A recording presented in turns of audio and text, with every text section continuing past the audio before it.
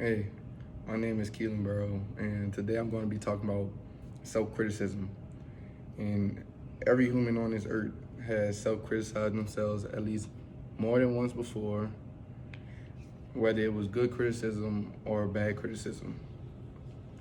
I'm sure no one will be able to sit here and honestly say they haven't experienced a moment. In fact, can you think about the first time you had to criticize yourself? I think the very first time I criticized myself is when I was in the third grade. We had took our very first test, and the teacher was giving out rewards to those who had passing scores. After waiting a little minute to hear my name called, kind of found out I didn't do very well on the test. The first thing I began to do was criticize myself, when in fact I knew I was just as smart. And why? Because out of all my friends, I was the only one whose name didn't get called. And at that age, it made me feel as if I wasn't as smart as the other ones around me. There's enough evidence in this world to prove that when faced with life difficulties, us humans, we decide to criticize ourselves. I putting the blame on us. When we self-criticize ourselves, we like to judge ourselves and add to the impact of us coping with the problems. So today I will explain what self-criticism is, when it originated, and how it affects us. First, what is self-criticism? Self-criticism is the act of our capacity for criticizing one's own fault or shortcomings. Individuals criticize their flaws and actions in most areas of their lives. This criticism could be distracted towards the self, appearance, behavior, inner thoughts, emotion, or even personality. It make you become passive on things you should be standing up for yourself on. Self-criticism is a trait, which means there are some people who tend to be harder on themselves than others. They're constantly having negative conversation with themselves. These conversations consist of them telling they're not worth it or I'm not smart enough. If they don't receive enough attention, they begin to think no one likes me. As a male, I could tell you that we really don't focus on self-criticism the way females do. And according to the article, Angela Lagupo, the average woman criticizes herself 8 times a day. Most females begin their morning looking for them things to criticize themselves about.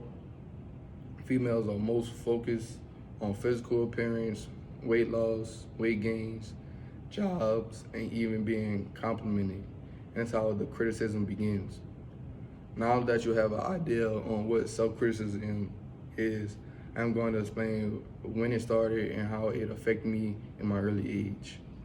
Most of us began self-criticizing ourselves during childhoods. According to Michael Shoulder on U.S. News, self-criticism can be psychologically devastating.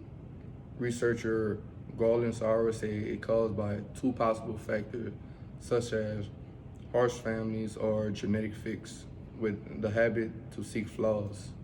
Self-criticizing stemmed from early relationship with family members and peers.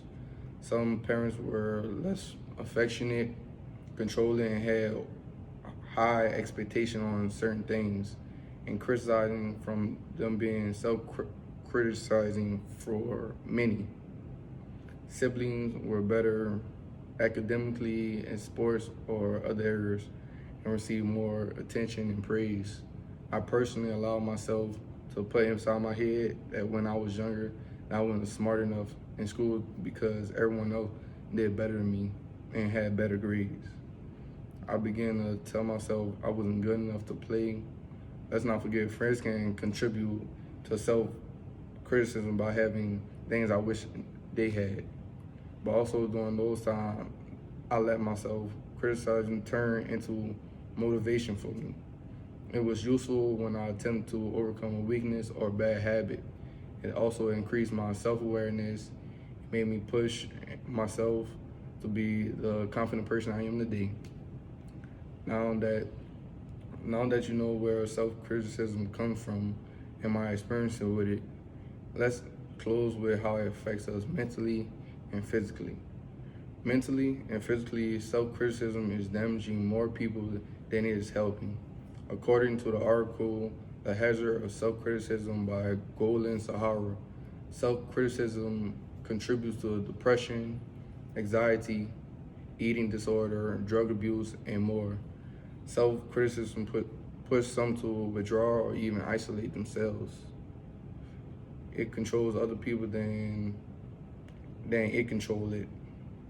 Constantly pushing people to look or flaws or even worry about every failure, and the immediate blame is on themselves.